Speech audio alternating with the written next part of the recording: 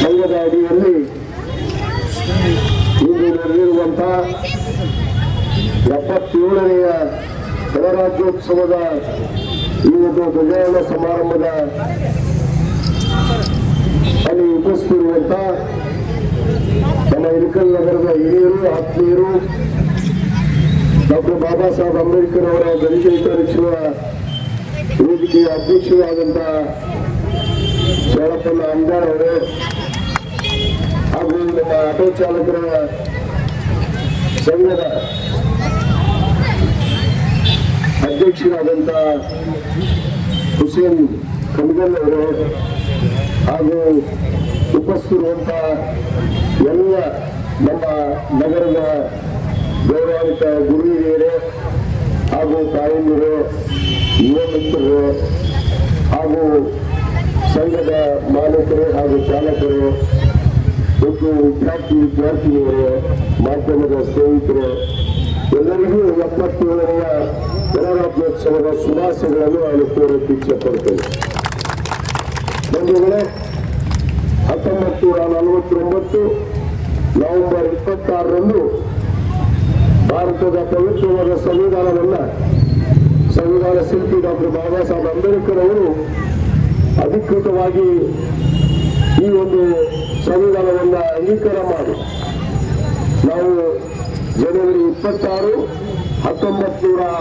1950ರಲ್ಲಿ ಇದನ್ನು ಅಧಿಕೃತವಾಗಿ ಭಾರತ ದೇಶದ ಪ್ರಜೆಗಳಿಗಾಗಿ ಪ್ರಜೆಗಳಿಗೋಸ್ಕರ ಪ್ರಜೆಗಳಿಗೆ ಎಂದು ಎನ್ನುವ ಒಂದು ಪ್ರಜಾಪ್ರಭುತ್ವವನ್ನು ಹೆಚ್ಚಿಸಿ ಈ ಸಂವಿಧಾನವನ್ನು ನಾವೆಲ್ಲರೂ ನಮಗೆ ನಾವು ಅರ್ಪಿಸಿಕೊಂಡು ಒಪ್ಪಿಕೊಂಡಾಗಿದೆ.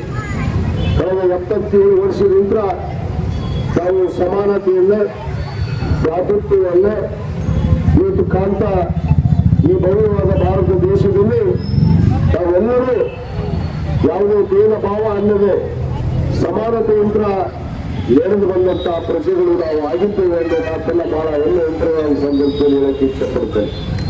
ಯಾಕಂದ್ರೆ ಯಾವುದೇ ಮತಭೇದ ಪಂಥಭೇದವನ್ನದೆ ಸಂವಿಧಾನದ ಅಡಿಯಲ್ಲಿ ನಾವೆಲ್ಲರೂ ಒಂದೇ ಎನ್ನುವ ಭಾವನೆ ಇಟ್ಟುಕೊಂಡು ಇವತ್ತು ನಡೆಯುವಂತಹ ಈ ಭಾರತ ದೇಶದ ಪ್ರಜೆಗಳಾದ ನಾವು ಇವತ್ತು ನಮ್ಮ ಸಂವಿಧಾನವನ್ನು ನಾವು ರಕ್ಷಿಸಬೇಕು. ನಾವು ಸಂವಿಧಾನವನ್ನು ಉಳಿಸುವಂತ ಕೆಲಸ ನಮ್ಮೆಲ್ಲರ ನನ್ನ ಆದ್ಯ ಕರ್ತವ್ಯ ಆಗಿದೆ ಅನ್ನೋ ಮಾತನ್ನು ಕೂಡ ನಾನು ಬಹಳ ಗಟ್ಟಿಯಾಗಿ ಈ ಸಂದರ್ಭದಲ್ಲಿ ಹೇಳಕ್ಕೆ ಇಚ್ಛೆಪಡ್ತೇನೆ. ಇತ್ತೀಚಿನ ದಿನಗಳಲ್ಲಿ ಏನು ಕೆಲವಷ್ಟು ಪತ್ರಬದ್ಧ ಹಿತಾಸಕ್ತಿಗಳು ಈ ಸಂವಿಧಾನ ಒಪ್ಪುವಂತಹ ಪರಿಸ್ಥಿತಿ ಇರಲಾರದಂತೆ ಮನಸ್ಕೃತಿ ಇರುವಂತ ಜನಾಂಗ ನಮ್ಮ ದೇಶದಲ್ಲಿ ಇವತ್ತು ಜನಿಸಿದೆ. ಏನು ರಾಷ್ಟ್ರಪಿತಾಮ ಮಹಾತ್ಮ ಗಾಂಧೀಜಿಯವರಿಗೆ ಅಪಮಾನವನ್ನು ಮಾಡುವಂತ ಕಾರ್ಯ ಕೂಡ ನಮ್ಮ ದೇಶದಲ್ಲಿ ಇವತ್ತು ನಡೀತಾ ಇದೆ. ಆದ ಕಾರಣ ನಾವು ಭಾರತ ದೇಶದ ಪ್ರಜೆಗಳಾದಂಥವರು ನಾವು ಇವತ್ತು ಮನುಷ್ಯತ್ವವನ್ನು ಹೊಂದಿರುವಂಥವರು, ಮಾನವೀಯತೆಯನ್ನು ಹೊಂದಿರುವಂಥವರು.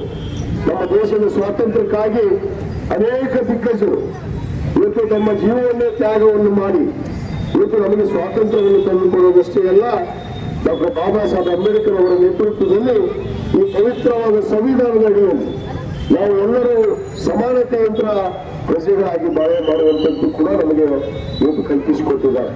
ಅವರಿಗೆ ನಾವು ಒಂದು ಕಡೆ ಅತ್ಯಂತ ಕೃತಜ್ಞತರಾಗಿ ನಾವು ಅನಂತ ಕೋಟಿ ಧನ್ಯವಾದಗಳನ್ನು ಕೂಡ ನಾವು ಇವತ್ತು ಅರ್ಪಿಸಬೇಕಾಗುತ್ತೆ. ಅರ್ಪಿಸೋ ಜೊತೆಗೆ ನಮ್ಮ ಕರ್ತವ್ಯ, ನಮ್ಮ ಮೂಲಭೂತ ಹಕ್ಕು ಇವತ್ತು ಸಂವಿಧಾನ ಡಾಕ್ಟರ್ ಬಾಬಾ ಸಾಹೇಬ್ ಅಂಬೇಡ್ಕರ್ ಅವರು ಕೊಟ್ಟಿರುವಂತ ಪ್ರಜೆಗಳಿಗೆ ಇವತ್ತೇನು ಕೊಟ್ಟಿರುವಂತಹ ಹಕ್ಕನ್ನ ನೀವು ಕೂಡ ಚಲಾಯಿಸದೇ ಇದ್ರೆ ಈ ದೇಶವನ್ನ ವಿಭಾಗ ಮಾಡುವಂತ ಪಟ್ಟಭದ್ರ ಮನಸ್ಕೃತಿ ಶಕ್ತಿಗಳು ಇವತ್ತು ಇಲ್ಲಿ ತಾಂಡವನ್ನ ಆಡ್ತಾ ಇದೆ. ಅದಕ್ಕೆ ನಾವೆಲ್ಲರೂ ಕೂಡ ಒಂದಾಗಿ ನಡೆಯೋಣ. ಭಾರತ ದೇಶದ ಪ್ರಜೆಗಳಾಗಿ ಈ ದೇಶದ ಸಂವಿಧಾನಕ್ಕೆ ನಾವು ಬೆಲೆಯನ್ನು ಮಾಡಿ ಇವತ್ತು ಈ ಭಾರತ ದೇಶದ ಏಕತೆಗೆ ಭಾವೈಕ್ಯತೆಗೆ ನಾವೆಲ್ಲರೂ ಒಂದಾಗಿ ನಡೆಯೋಣ ಅನ್ನೋ ಮಾತನ್ನ ಈ ಸಂದರ್ಭದಲ್ಲಿ ಹೇಳ್ತಾ ಇವತ್ತೇನು ನಮ್ಮ ಮಾಲೀಕರು ಮತ್ತು ಚಾಲಕರ ಸಂಘ ಇವತ್ತು ಕಳೆದ 25 ವರ್ಷಗಳಿಂದ ಇವತ್ತು ಇಳಕಲ್ ನಗರದ ಮಾಜಿ ಮುಖ್ಯಮಂತ್ರಿಗಳಾದ ಶ್ರೀ ಎಸ್.ಆರ್. ಕಂಠಿಯವರ ನೇತೃತ್ವದಲ್ಲಿ ಇವತ್ತು ನಡೆದು ಬಂದಿದ್ದು ಅತ್ಯಂತ ಹೆಮ್ಮೆ. ಇವತ್ತು ನಿಜವಾದ ಭಾರತವನ್ನ ನಾವು ಎಲ್ಲಿ ಕಾಣ್ತೀವಿ ಅಂದ್ರೆ ಅದು ಇಳಕಲ್ ನಗರದ ಸನ್ಮಾನ್ಯ ಎಸ್.ಆರ್. ಕಂಠಿಯವರ ನೇತೃತ್ವದಲ್ಲಿ ನಾವು ಕಾಣ್ತಾ ಇದ್ದೀವಿ ಅನ್ನೋ ಮಾತನ್ನು ಹೇಳಕ್ಕೆ ಇಷ್ಟಪಡ್ತೇನೆ. ಒಬ್ಬ ಸಾಮಾನ್ಯ ಪ್ರಜೆ ಕೂಡ ಈ ಒಂದು ಧ್ವಜಾರೋಹಣ ಕಾರ್ಯಕ್ರಮದಲ್ಲಿ ಭಾಗವಹಿಸಿ ಇವತ್ತು ದೇಶಕ್ಕೆ ಗೌರವವನ್ನು ತರುವಂತ ಕೆಲಸ ಇವತ್ತು ನಮ್ಮ ಆಟೋ ಚಾಲಕರ ಮಾಲಕರು ಇವತ್ತು ಮಾಡಿಕೊಂಡು ಬಂದಿದ್ದಾರೆ. ಅವರಿಗೆ ನಾನು ಈ ವೇದಿಕೆ ಪರವಾಗಿ ಎಲ್ಲರ ಪರವಾಗಿ ವಿಶೇಷವಾದ ಧನ್ಯವಾದಗಳನ್ನು ಕೃತಜ್ಞತೆಗಳನ್ನು ಕೂಡ ಸಲ್ಲಿಸಿ ಮತ್ತೊಮ್ಮೆ 77ನೇ ಗಣರಾಜ್ಯೋತ್ಸವದ ಶುಭಾಶಯಗಳನ್ನು ಕೋರಿ ನನ್ನ ಎರಡು ಮಾತನ್ನು ಮುಗಿಸ್ತೇನೆ. ಜೈ ಹಿಂದ್, ಜೈ ಕರ್ನಾಟಕ.